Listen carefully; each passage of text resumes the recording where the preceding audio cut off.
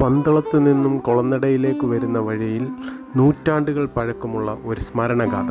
അതാണ് ഈ കൈപ്പുഴ കൊട്ടാരം. രാജവംശങ്ങളുടെ പടിവാതിൽ, ചരിത്രത്തിൻ്റെ ഓർമ്മകളിൽ ഇന്നും നിറഞ്ഞു നിൽക്കുന്ന ഒരു സാക്ഷ്യം. ഇവിടെ ഓരോ ഇലകളിലും മണ്ണിലും ഇവിടെയുള്ള സാധനങ്ങളിലും കേൾക്കാം പണ്ട് പതിഞ്ഞ രാജകലയുടെ കാഴ്ചകൾ. കാലചക്രം മുന്നോട്ട് പോകുന്തോറും ഈ കൊട്ടാരം അതിൻ്റെ മഹത്വം വെളിപ്പെടുത്തി ഇന്നും നിലനിൽക്കുന്നു എന്നതാണ് ഇവിടുത്തെ പ്രത്യേകത. ഇവിടുത്തെ ഓരോ കാഴ്ചകളിലും രാജകലയുടെ കരവിരുത് നമ്മൾക്ക് കാണാൻ കഴിയും. കൗതുകം തോന്നുന്നു ഇവിടുത്തെ ഓരോ കാഴ്ചകളിലും. അത് നിങ്ങളിൽ എത്തിക്കുവാൻ കഴിയുന്നതിൽ തന്നെ വളരെ സന്തോഷം തോന്നുന്നു. ഇവിടുത്തെ പഴയ കൊട്ടാരത്തിനുള്ളിലെ ചില വസ്തുക്കൾ ഞാൻ നിങ്ങൾക്കായി പരിചയപ്പെടുത്തുന്നു. പഴയ കാലത്തെ ചെയർ, അതുപോലുള്ള പല ശില്പങ്ങൾ തുടങ്ങിയവയാണ് ഇത്. അതുപോലെ തന്നെ സാക്ഷാൽ ശ്രീ അയ്യപ്പൻ പന്തളത്ത് നിന്നും ഈ കൊട്ടാരത്തിൻ്റെ അടുത്തുള്ള ഈ കുളത്തിൽ കുളിച്ചു എന്നുള്ള ഒരു വിശ്വാസവും ഇവിടെയുണ്ട്.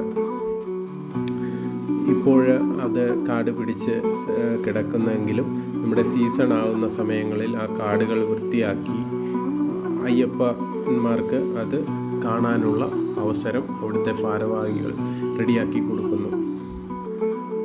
അത് നല്ല ഭംഗിയുള്ളതും പ്രകൃതി രമണീയവുമായ ഈ സ്ഥലത്ത് അതിമനോഹരമായ ഒരു നാലുകെട്ടും അതിൻ്റെ സൈഡിൽ ഉണ്ട് എന്നുള്ളത് മറ്റൊരു പ്രത്യേകതയാണ്.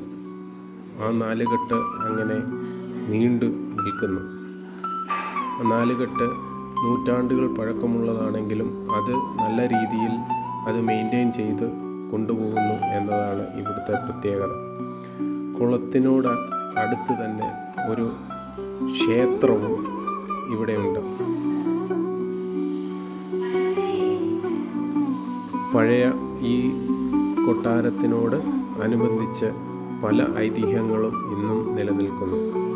അതിൻ്റെ അടുത്തുള്ള